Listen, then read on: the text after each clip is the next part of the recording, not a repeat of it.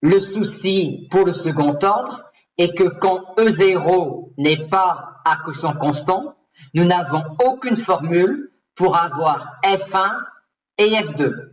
Pour démarrer, il faut alors que l'on nous donne ou que l'on nous mette sur la piste d'une solution non nulle de E0.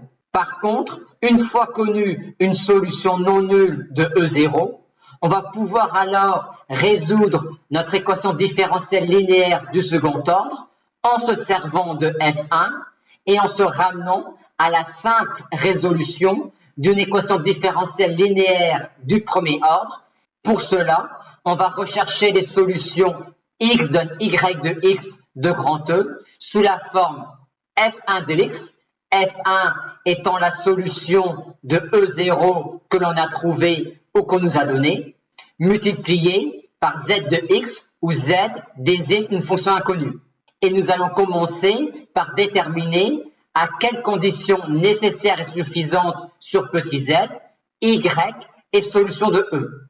On trouve alors une quantité où il n'y a pas de z de x, étant donné qu'en z de x, nous avons moins 2 f1, moins 1 f'1, plus x plus 1 f seconde 1. Chercher les fonctions y solution de grand E revient donc à rechercher toutes les fonctions z qui vérifient cette relation-là. Pour cela, on va poser grand y de x égale z' de x et on est alors ramené à résoudre cette équation différentielle-là du premier ordre et normalisable sur l'intervalle sur lequel on travaille. On a donc trouvé la forme générale de z' de x. La forme générale de z' de x étant celle-là, la forme générale de z de x nous sera donnée en recherchant toutes les primitives de cette quantité-là. On a tout de suite une primitive de grand y0 de x. Reste à déterminer une primitive de grand y1 de x. On a donc déterminé une primitive de grand y1 de x. Et on a donc déterminé toutes les fonctions z qui conviennent.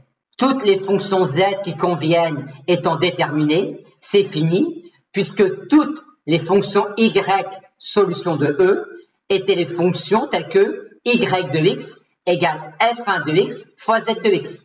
On a donc cette expression-là pour y de x, et l'expression de y de x est bien de la forme indiquée au début de l'exercice, à savoir la forme générale des solutions de l'équation différentielle sans second membre associée à grand E, plus une solution particulière de grand E.